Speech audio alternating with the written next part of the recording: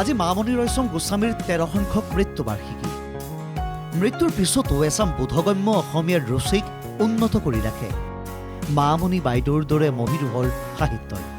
মৃত্যুৰ পিছতো উদ্বুদ্ধ কৰি ৰাখে নকৈ সাহিত্য কৰিব বিচৰা প্ৰতিখন প্ৰজ্জ্বল মুখক।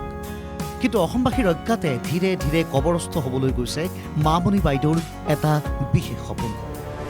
তিল তিলকৈ মৰিয়ে আছে মামণি বাইদেউৰ সেই সপোনটো। সন্নিকট মৃত্যুৰ প্ৰমাদ গণিছে জ্ঞানপীঠ মামণি বাইদেউৰ সপোনে। অৱহেলা কৰি গ'ল চৰকাৰ। এই যে আমৰাংগা বৰিহাট ক্ষুদ্ৰ প্ৰাথমিক চিকিৎসালয়খন দেখিছে, এইখনৰ এতিয়াৰ গৃহভাগ মামণি বাইদেউৰ অনুদানেৰেই পতা।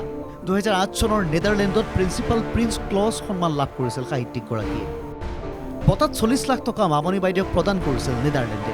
পিতৃ উমাকান্ত গোস্বামীয়ে দান কৰা মাটিত চিকিৎসালয়খন নিৰ্মাণৰ বাবে মামণি বাইদেৱে দান কৰিছিল 40 লাখ টকা।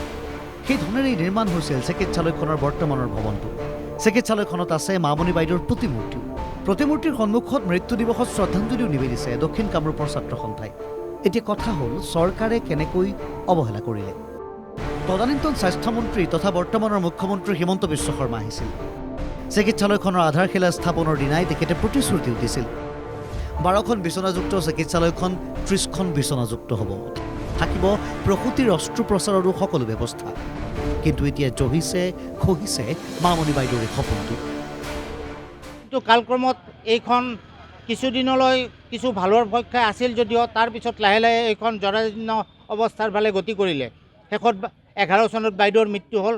তাৰপিছত এই হস্পিটেলখনৰ বিষয়ে কোনো ৰজাঘৰীয়াই একো নকৰাই হ'ল, আৰু যাৰ ফলত পূৰ্বতে থকা 24x7 হোৱা আৰু যিটো ছ'ন'গ্ৰাফী মেচিন আছিল, সেই ছ'ন'গ্ৰাফী মেচিনটো ইয়াৰ পৰা উঠাই লৈ গৈছিল, যাতে বাইদেউৰ সপোনৰ এই হস্পিটেলখন অতি উন্নতমানৰ হস্পিটেল হিচাপে গঢ়ি তুলি এইখন ৰাইজৰ সুবিধাৰ কাৰণে দিয়ে।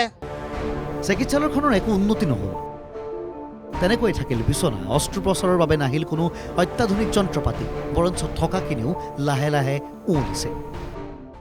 সেই যে আহিল, তাৰ পিছৰ পৰা আজিলৈকে চৰকাৰৰ ফালৰ পৰা কোনো ধৰণৰ সহায় সহযোগিতা আমি 1 ইঞ্চি ইয়ালৈ পোৱা নাই। এলোপেথিক ডক্টৰৰ বাদেই মানে আমাৰ আয়ুৰ্বেদিক ডক্টৰৰ দ্বাৰা এখন চলিবলৈ আৰম্ভ কৰিলে বহুত কেইবছৰ। তাৰপিছত আজি 2 বছৰমান আগৰ পৰা মাত্ৰ এজন এলোপেথিক ডক্টৰ দিলে, সপ্তাহত 3 এজন আৰু সপ্তাহত 3 এজন, তেখেতে ফুল টাইম দিয়া নাই, পাৰ্ট টাইম দিলে। এতিয়া মাত্ৰ এক্সৰে মেচিনটোৰ দ্বাৰাই এইখন হস্পিটেল চলি আছে। কিন্তু ইয়াত 30 বেডৰ হস্পিটেল কৰি বুলি যিটো প্ৰতিশ্ৰুতি দিছিল সেইটো নহ'ল। এদিন বটগছৰ তলত মামণি বাইদেৱে দেখিছিল এজন কুষ্ঠ ৰোগ। কষ্ট পাইছিল এই সংবেদনশীল লেখিকাগৰাকীয়ে।